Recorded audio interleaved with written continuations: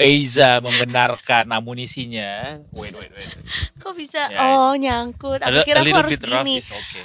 Karena kan aku emang diajarin tuh untuk selalu humble. Humble ya, Iya. down to earth. Down to earth. Ini ilmu padi. Menyala bangku. Ini bukan, ini padinya padi sumo Masih ini. belum. Ini padinya padi sumo, ini berat bener. Nah, ya, oke ya. Ketikers, tadi udah lihat kan sentimen itu. Sentimen itu akhirnya membuat Eiza harus merunduk karena memang sentimennya berat-berat hari ini. Betul sekali. Ya, ada perang, ada harga komentar The Fed gitu yang kemarin baru saja merilis statement terbarunya soal kemungkinan pemangkasan poin lebih lanjut. Kita langsung saja. Aku terharu. Tiba-tiba terharu, aku masih menunggu loh. Terus tiba-tiba kayak keluarnya aku terharu. Ya. Kita langsung saja menuju ke market review kali ini bersama Mbak Sandra dari Investasiku. Yuhu, welcome back. Dari mana aja, Mbak Sandra? Ada aja. Pemeran pengganti di sini. Masa sih? Pemeran utama. Pemeran utama Raisa juga, cuma pemeran utama kedua. Jadi ada pemeran utama satu, stuntman ya jadinya. Stuntwoman. Stuntwoman. Masalahnya kalau stunt itu melakukan adegan-adegan berbahaya. Kurang berbahaya apalagi ngobrol di sini menurut lo? Iya, di depan puluhan ribu orang. Iya nggak, Mbak Sandra? Iya betul. Kita tanya pertanyaan bahaya pertama buat Mbak Sandra. Selama ini tuh pekerjaan aku tuh berisiko tinggi ya? Berisiko tinggi. Nggak nyadar. Ada aja kadang-kadang netizen tuh kayak. Pertanyaannya ya. Di luar Nurul. Hari ini apa yang terjadi? Wow, bagus dong. Bagus ya. Sebetulnya banyak hijaunya. Naik loh. Karena kalau kemarin justru kebalikannya ya dari hari ini. Kemarin kan banyak kan merahnya. Benar. Walaupun ditutup dengan hijau yang mini gitu. Nah, kali ini merahnya hanya di awal-awal aja nih. Abis kita itu banyak langsung lihat rumputan ya ini ya.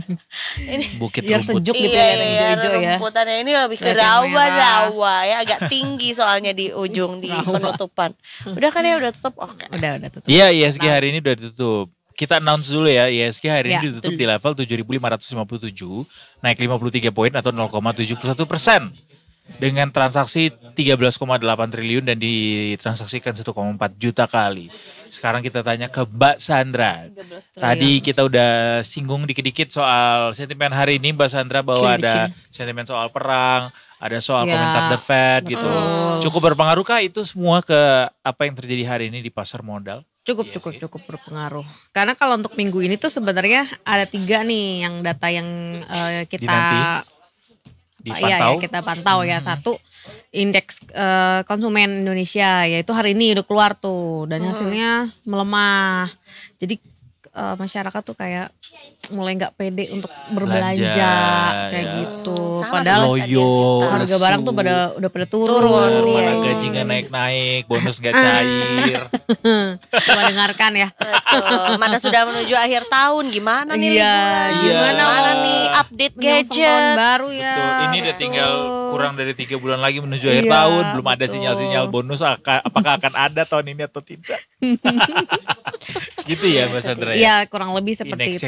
Jadi ya walaupun growth-nya Indonesia terbilang bagus, tapi kalau dari sisi yang kita makanan, kesehatan tetap aja inflasi terus ada, terus ke daya konsumen itu malah merendah walaupun harganya udah mulai turun kayak gitu. Terus selain data keyakinan konsumen, yang perang masih kelanjutan, apalagi dari Amerika bilangnya masih mau membalas ya. Nah itu siap-siap pasti ada inflasi lagi di harga minyak ya. Kalau minyak kan menentukan inflasi dunia juga kan. Minyak naik berimpas ke semuanya. Sangat, ke pengusaha, ke kita juga yang sebagai konsumsi bahan bakar gitu kan. Terus kemudian sama data inflasi US hari Kamis nanti.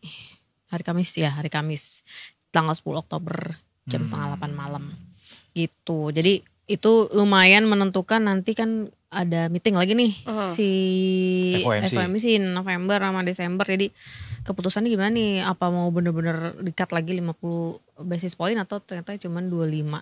Iya, gitu. Kan kalau kemarin kabarnya setelah dipangkas 50 poin pertama kali setelah berapa puluh kali meeting, kan ada pemangkasan lanjutan katanya. Nah, kemarin tuh kan ada komentar lagi tuh dia, gimana Mbak sejauh ini probabilitas itu? Tetap kalau misalnya The Fed pasti lebih lihat lagi ya data market ya. Kalau misalnya ternyata inflasinya nanti yang berikut udah mendekati target mereka di 2%, ya udah mungkin mereka rasa udah nggak perlu tinggi lagi ya, cukup targetnya kan tadi 75 BPS ya, mungkin jadi 50 atau nanti 25 lagi atau nggak nyampe 50. 75 tuh yang selanjutnya? Iya, enggak. Untuk tahun ini. Kan udah 50 udah kan. Udah 50, berarti sisanya tinggal 25 lagi. Ya, apakah cukup 50 kemarin aja udah cukup, 25-nya nanti tahun depan, atau kalau dipotong lagi tahun ini biar pas 75-nya per tahun ini. Biasanya pertimbangannya apa tuh? Apakah akan ditambahkan lagi pemotongannya atau mungkin kayak ternyata cukup nih kita melihat kondisi dari mana data dulu. Sih data ini. Terus kemarin kan juga udah ada data non-farm payroll, jadi pekerjaan-pekerjaan yang di luar pertanian, dan ternyata lapangan kerjanya sudah mulai naik gitu. Tenaga kerja udah mulai, yang pengangguran udah mulai menurun kayak gitu. Berarti kan itu udah bagus kan, berarti udah mulai berjalan ekonomi Amerika. Nah mungkin kalau misalnya udah berjalan begitu, mungkin yang dipotong nanti suku bunganya nggak akan terlalu tinggi gitu. Jadi mereka tetap masih lihat data yang berkesinambungan lah semuanya. Jadi satu dulu gitu.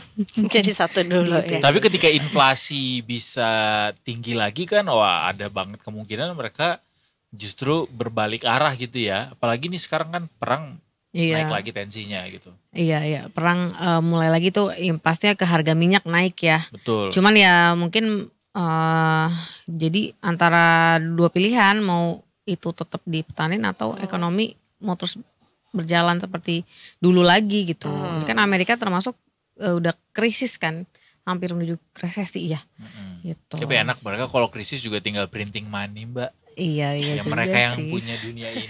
Iya kan kalau orang mau beli minyak harus pakai dolar, petrodollar. Kalau negara-negara semua tuh kalau mau beli kan mereka udah perjanjian antara dia sama supplier Arab sih terutama yang supplier minyak terbesar.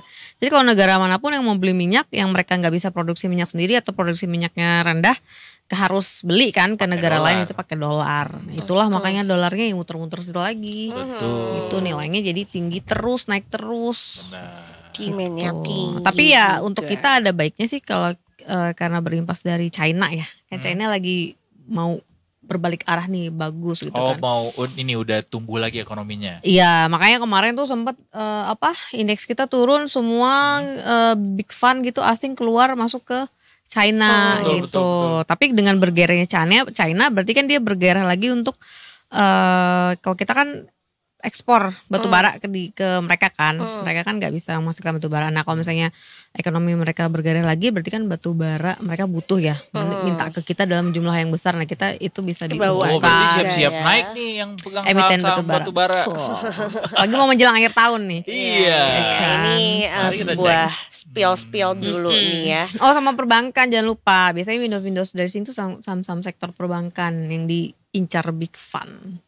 Jadi menjelang akhir tahun kayak gini, mumpung juga IHSG-nya belum balik lagi ke all time high ya. Betul, bisa mulai di apa aja sektor saham yang boleh dikoleksi Mbak Sandra? Semuanya. Kalau boleh dikoleksi semuanya. Karena kita nggak tahu yang mana. Kalau ada uangnya boleh. Boleh semua. Bener bebas ya. Bebas. Saya mau bebas. Mau beli semua 900 saham di IHSG silahkan. Di IHSG di Indonesia silahkan gitu ya. Kalau misalnya dari yang terdekat karena udah mau akhir tahun, perbankan nomor 1. Ini kan kemarin kan big caps yang big bank itu kan udah pada turunnya banyak ya. Itu kesempatan tuh buat kita tuh serok. Ya kan. Terus kedua karena sentimen sekarang yang perang, minyak bisa gitu, sama batu bara kayak gitu. Mungkin 3 itu dulu ya. Itu dia perbankan. Iya. Tapi kalau kita investasi di pasar modal, bisa kaya nggak kita ya? Bisa dong. Pasti bisa. Betul. Asal rajin bekerja. sama rajin menabung. Iya. Rajin berdoa. Jadi banyak faktornya. Pokoknya secara risk lebih kecil ya. Apanya? Di pasar modal. Pasar modal secara risk tergantung kan produknya banyak nih. Ada saham, reksadana, obligasi. Tapi kalau secara risk paling tinggi risknya saham. Karena kan kayak gini tiba-tiba ya tiba-tiba turun berapa nih dari kemarin tuh? 10 ya? Hampir 10% ya? Dari 7.700 ya? Dari 79, 10. 7910 ke 75. Terakhir sekarang kita aja. Sekarang di 7.500. Nah gitu, kemarin sempat hampir 400 turun. poin. Hampir 6%. Ya kan? Nah itu kalau yang gak kuat-kuat, tema resiko ya kuat gak tiba-tiba duitnya dari 100 juta berkurang 6%. Atau dari 10 juta berkurang 6% gitu. Siap tidak menerima. Sama ini Mbak, kemarin tuh ada tweet viral di X. Jadi dia bilang gini, kalau aja gue dari dulu, kalau aja gue tahu kalau kalau punya duit 100 juta diinvestasikan dengan rate returnnya itu 5% per bulan, gue nggak perlu lagi, kerja gitu katanya gitu. So kayak 5% per bulan di mana akan ku cari itu sampai ke ujung dunia. Aku juga pengen tahu apa itu 5% per bulan. 5% per bulan gokil. 5% per tahun aja udah susah banget. Jadi tahu info orang dalam kali ya. Hah? Jadi dia kenal semua emiten saham. Tapi dia mungkin jadi bisa tahu ya 5%. Which is gak akan bisa kita tahu itu ya Pak. Dia invest ke bapaknya sendiri kali. Oh bisa. Bisa juga. Bisa mengurangi harta kekayaannya sendiri. Kayaknya kalau ke bapaknya gak usah nginvest deh. Tetap dapat 5%. Bapak yang mana nih? Waduh. Dua bapak Which saya. daddy? Which daddy? Iya jadi tweetnya jadinya salah gitu ya Mbak ya. Bahwa kan gak ada yang 5% per bulan kayaknya ya. Iya kalau misalnya ditemuin ya ada. Cuman kan gak bisa bilang pasti bisa 5% per bulan itu gak mungkin. Kalau per bulan gitu. Ya. Atau mungkin di bulan-bulan tertentu.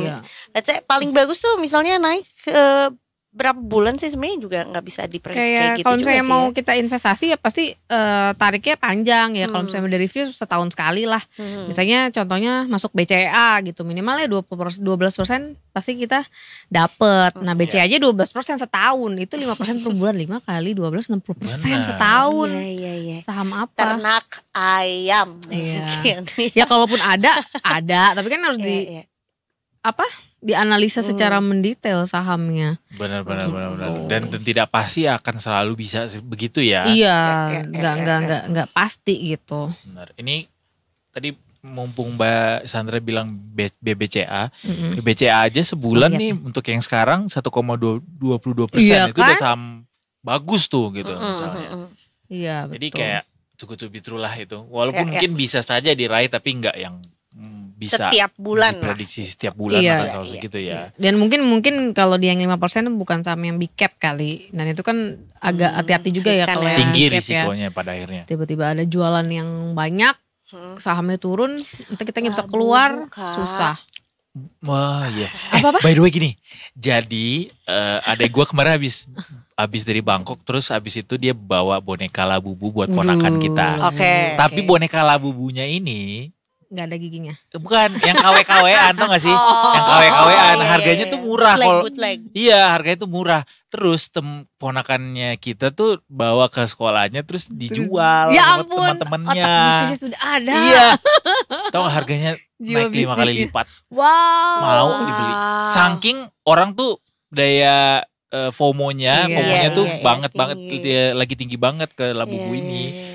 Tapi penasaran deh setelah mereka membeli itu apa ya gitu? Maksudnya kepuasan diri aja. Boneka doang gitu konten ya. We live in a world like this. Kan kalau nanti setahun lagi mungkin udah nggak tahu boneka ditaruh di mana ya. Udah lupa kali itu bonekanya. Iya karena bukan menjadi sesuatu yang misalnya kayak vintage Labubu. Betul. Ya namanya juga anak-anak ya. By the way, anak-anak ya ke semuanya.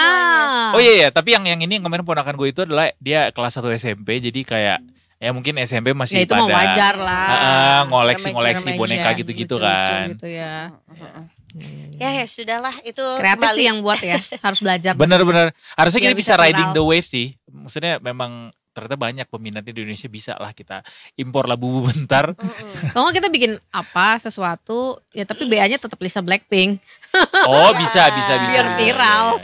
Ya Pak Ogah kayak bring back the legendary. Kasih Pak Ogah ke Blackpink ya, boneka-boneka ungu. Iya itu bener tuh. Kita bisa jadi kan itu kan permainan marketing, tiba-tiba dipakai Blackpink meledak.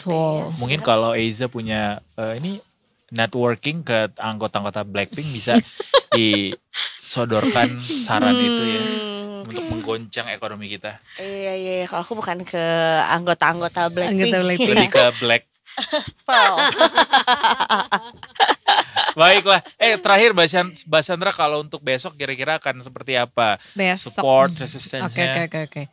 Kalau dari pergerakannya IHSG, kalau kita lihat dia tuh sekarang lagi berada di support terkuatnya ya. Support terkuatnya itu di harga 74 7466. Itu kemarin dari hari-hari yang lama itu support itu tuh ketika break langsung naik gitu. Nah, ini dia sempat turun kan beberapa hari yang lalu kan turun terus ya seminggu kemarin.